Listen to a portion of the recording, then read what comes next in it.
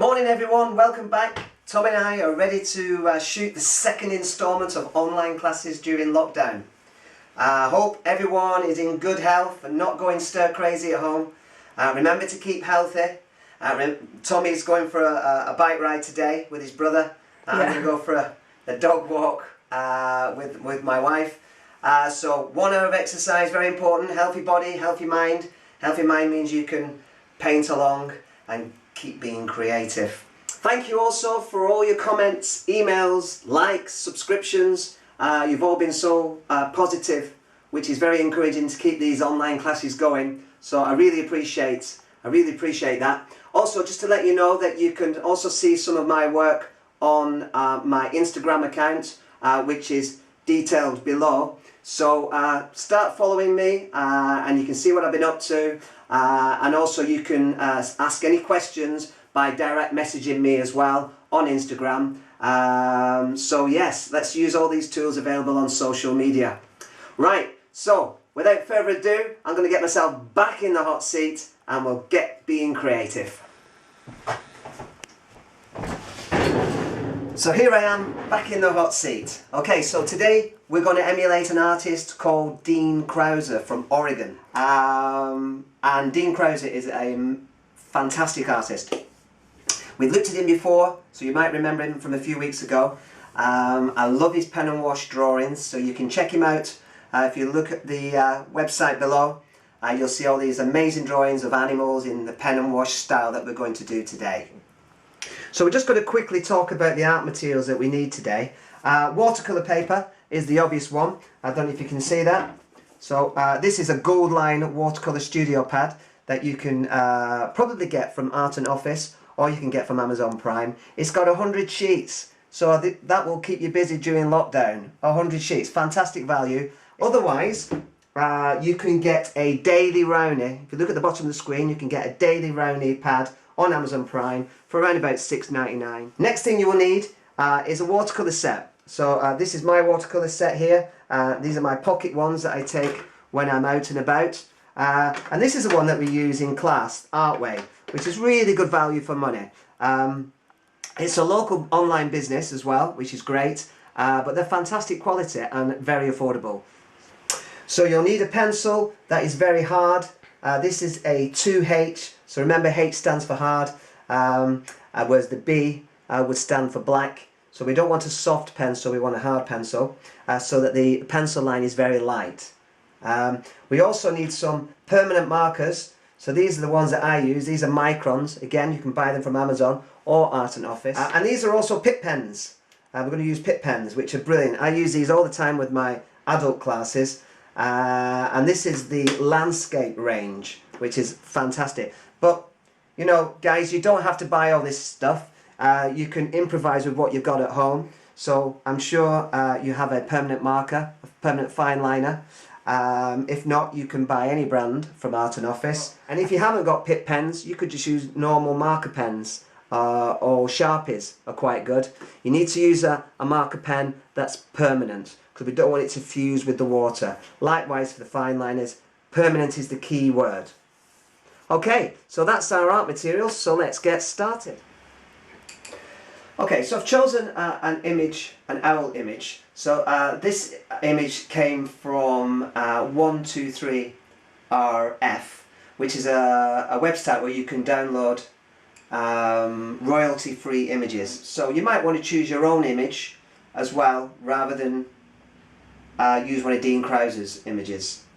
Okay, now I mentioned using a hard pencil. A 2H is ideal because the pencil line is so light. But so the camera can pick it up, I'm going to use a dark pencil, which is a 6B, and you can see how dark that is in comparison to the hard pencil. So please use the hard pencils for yourself, but I'm just going to demonstrate with a soft pencil so that you can see it. So like before, we're going to draw using shapes, but this time we're going to look at the negative space as well as the positive space. So what I mean by that is, negative space is the space surrounding the owl. Okay, and the positive space is the owl itself. Now if you look at the shapes of the negative space, there's some geometrical shapes going on. Okay, now I think this is a great way to plan where your drawing is, to get things in perspective and to make sure you've got the image the right size. And there's nothing worse than when you're drawing away here that suddenly you realise you're not going to fit the wing on because you haven't planned it. So plan is key. Alright, now before we start, I'm going to draw a box, a border, just so that I can get the image almost exactly the same size. Okay, so here we go. And you don't need rulers for this. So draw it quite sketch. Again, carry the lines across like we did with the kingfisher. Look at that, even got a little bit of a squiggle at that end. Draw your verticals in, very sketchy. Your lines across again, and then down. So that is a very sketchy box. Alright, once you've got your box drawn, we're going to look at the shapes within the box. So the first one, checking my angles and juggling my pen at the same time, I'm going to get that shape in, the negative shape in. Checking the next line, checking my angles. It's like drawing a jigsaw piece.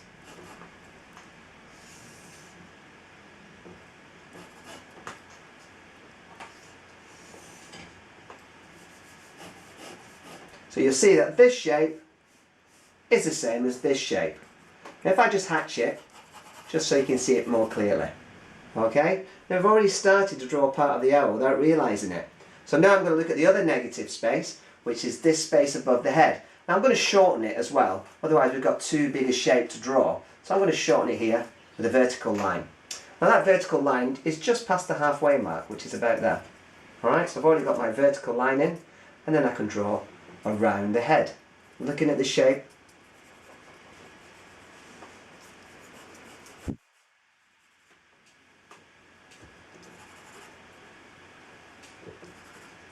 So again, that shape, I'm going to hatch it so you can see it, is the same as that shape.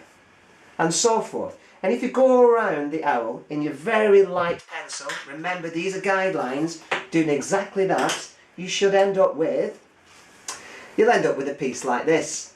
Now it's looking very much like cubism at this point in time, and maybe one of the lessons in the future we could focus on the cubism style. Alright, you can see all the geometrical shapes, all the negative space. And again, I've only hatched it so you can see them. So please don't do any hatching yourself. There's no need to hatch or shade.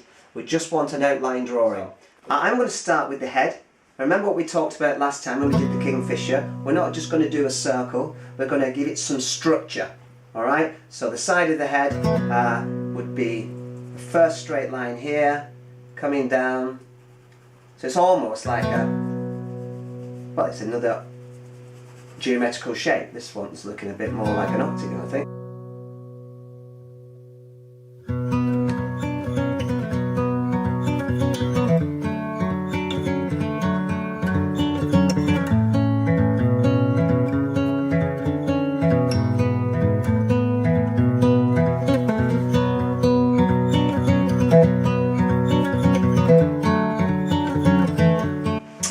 Right, so this is my drawing done on the professional watercolor paper. I've used this time a hard pencil, so it's a lot lighter than what I was using to demonstrate earlier. So I'm not going to draw too much detail. I've drawn a little bit of the texture of the feathers just so that I can navigate better when I'm using my pen. So I've just kind of given myself a heads up on where things are. Now I'm also going to use a rubber, and I'm just going to very lightly rub my drawing out, very lightly. Just, I want to be able to see it, but it's still a little bit too dark.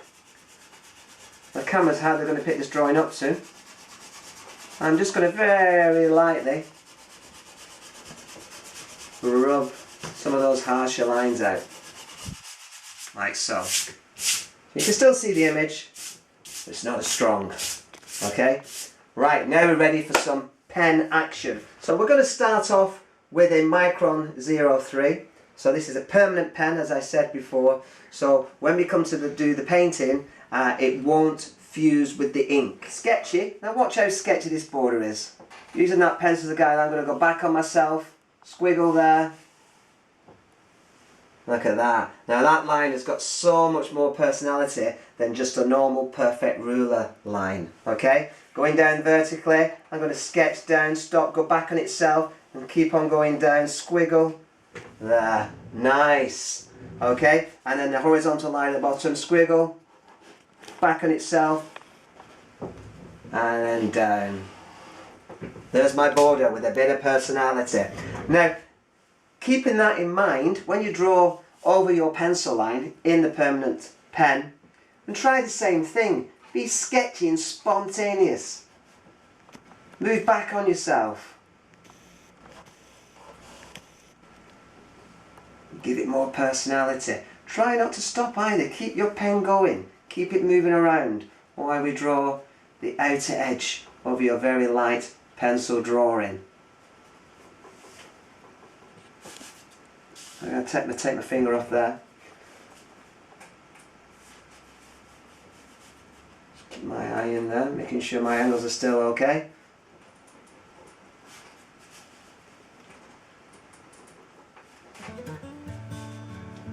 Dad, want a cup of tea? Oh, lifesaver, yes please.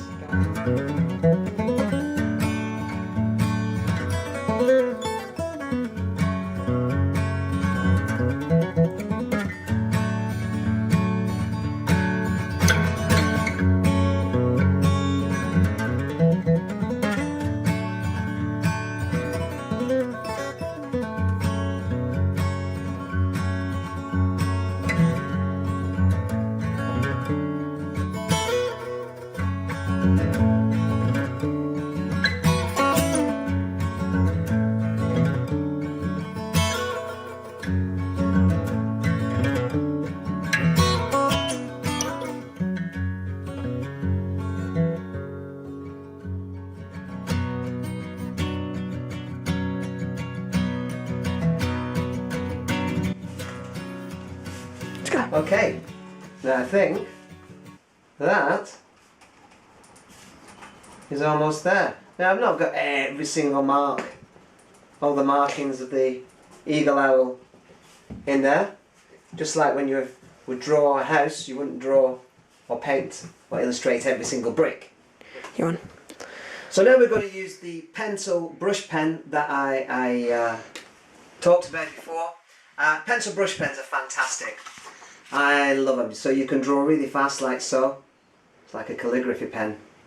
If you want to do sign writing. Or you can use the side and get this lovely texture. Or you can just block it out as well. Great pen. You can buy them on Amazon Prime. Art and Office did sell them at one point, so hopefully Steve might have some in stock. So add that to your shopping list. So pencil pen. And we're going to go around looking for those dark areas. So straight away his eyes are in there. And it's the surrounding part of his eye. I'm just going to reinforce. Okay, and it's being subtle with it as well. Okay, something I always say in class: less is more. Subtlety. Okay, don't overdo things. Don't overcook. There's nothing worse than overcooked pasta. And just reinforce some of those dark areas.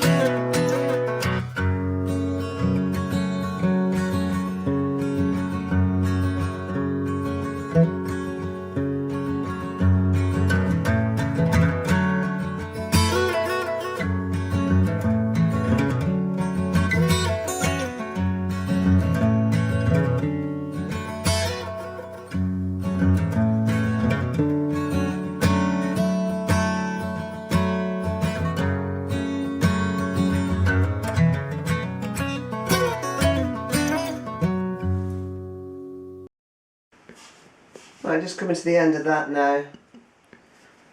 Again, don't overdo it and don't overcook it. Oh, missed this wing out a little bit. Let's put a little bit in there. And that's looking not bad at all.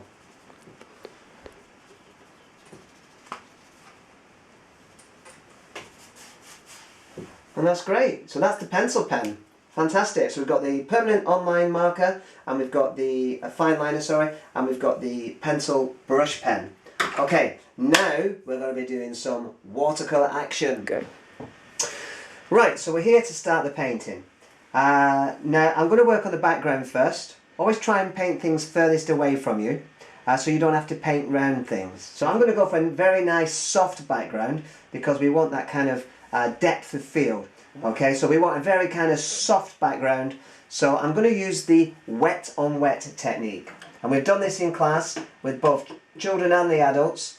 So you should know what to do here. So I've gone for a very kind of middle of the range brush. Not too thick, not too small. This is a Daily Rowney System 3, which is student quality. But are very, very good. So here we go with the water. And we're just going to kind of draw it on. Not paint it on or scrub it in, we're just kind of drawing it on, leaving a few gaps so we've got some of the paper that will come through. Alright.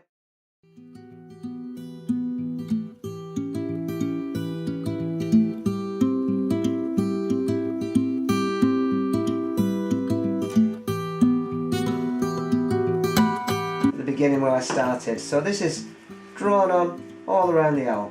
Now we're going for our first colour. Going to go for a very kind of middle of the range yellow. Nice inky consistency. And then just rip that in around.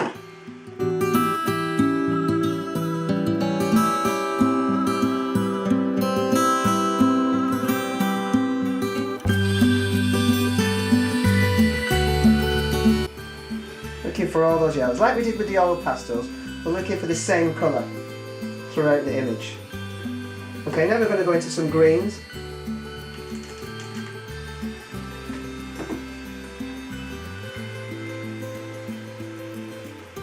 I'm going to fuse that with the yellow that we've just put on.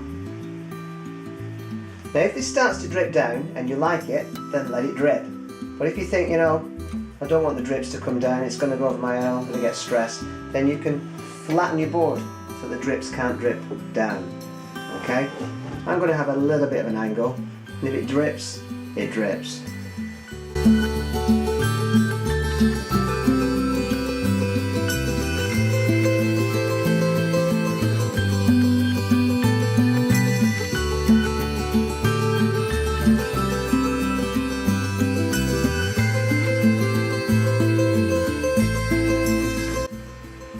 Okay, now I'm going to go for a deep yellow.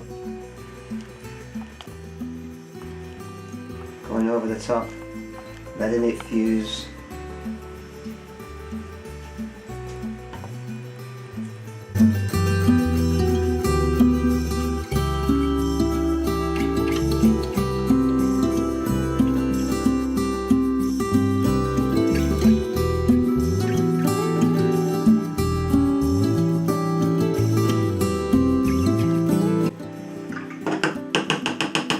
I'm going to add a little bit of burnt sienna, if I can find it. There we go, we'll just mix it in with the green as well. And just very lightly start to put some of these reds in. Watching that.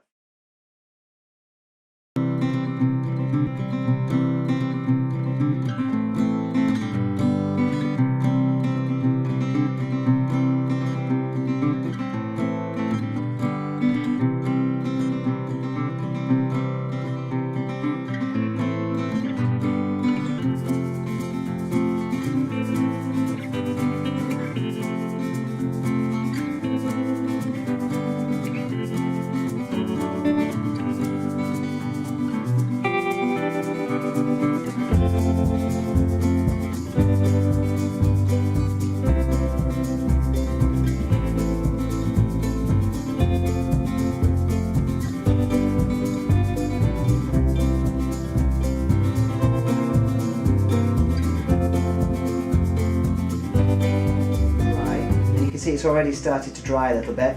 And while that's drying, we're going to focus on the owl. Now, instead of doing the wet on wet, this time I'm just going to paint. I want the owl to be more vibrant than the background. And by putting the water on first, it'll soften it up. So we want it to be a little bit harsher. So we want it to be vibrant. Okay, and I'm just going to go around looking for those simple little yellows there in the wing. And again, I'm drawing it on. Alright, I'm drawing it on. And I'm going to work really quickly, like I have been doing. Put a little bit of texture in there. Still drawing it on. A little bit in his face. Text a little bit there in the wing. Undercarriage of the wing there. A little bit in down here. Okay, then moving on very fast. I'm going to look at some other light colours. Going back to that burnt sienna that we mixed. I'm going to do something similar. Just going around looking for those lighter areas. And I'm drawing it on. Now if drippage happens, great. Not a problem. Let's not force the drips. Let's just let it happen naturally.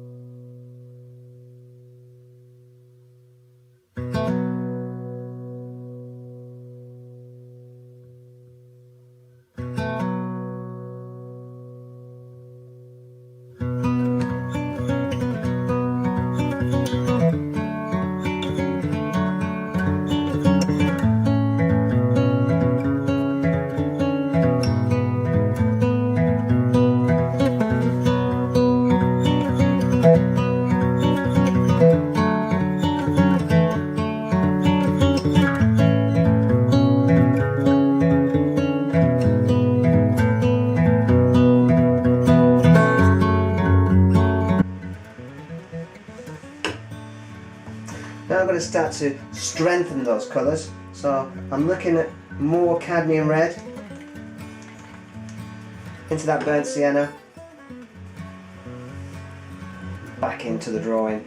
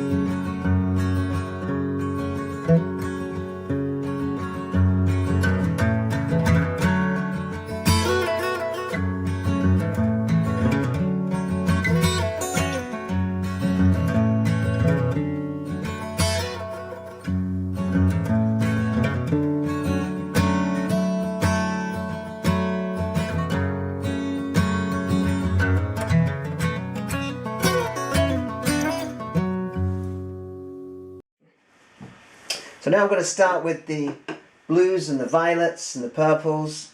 As you can see, the way that the light has hit that owl and brought all those beautiful colours out. So I'm going to draw them on, just like we've been doing already.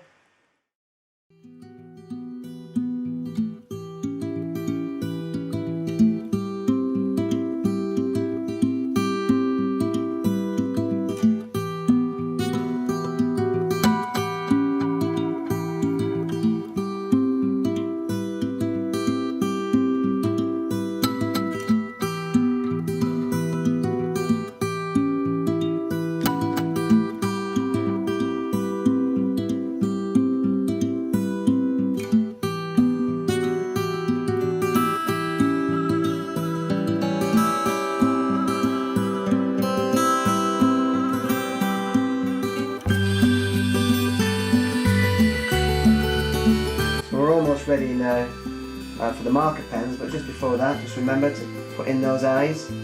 So, boom. And remember, you don't have to fill it perfectly neat. A bit of that white come through, so that's quite nice. And I think we're going to let that dry a little bit, and then we're going to look at the markers. So you notice I've started to reinforce some of those blacks as well, just bringing out those dark areas. I've also got a sepia brush pen here for the browns, and I'm just adding some of those markings. It's very similar to the black brush pen, but obviously brown. This, however, isn't permanent, but we have finished the watercolour areas now, so I'm just putting in a little bit. I don't want to put too much detail in, but I'll just put in a little bit more texture to bring out those limbs.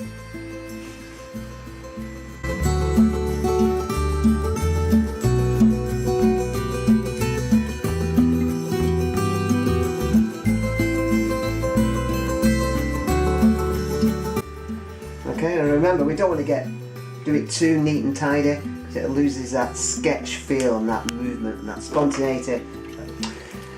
Which brings us to the final stage of our drawing, using the pit pens. Again, you can use Sharpies, but I've got pit pens here in landscape colours, and I'm just going to give it a little bit of energy. So, starting with the green first, I'm just going to very quickly hatch in a bit of spontaneity into that background. Now it's key to only do this with your Sharpies or with the pit pens when the watercolours have dried.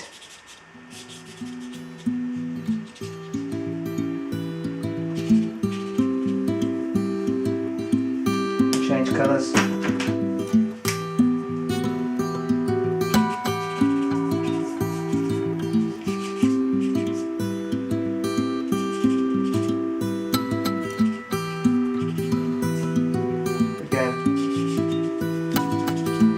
Is key. So I'm moving on to a darker green. Also gives it a little bit of a lip.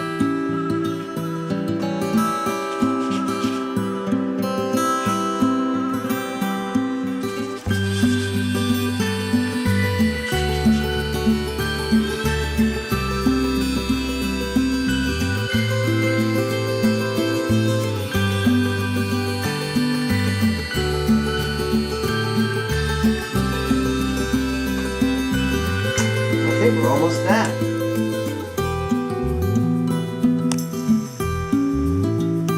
So there you have it, a bit of pen and wash. So hopefully you guys will be able to get creative again this week, and you'll have 2 pieces of work that we've produced in lockdown.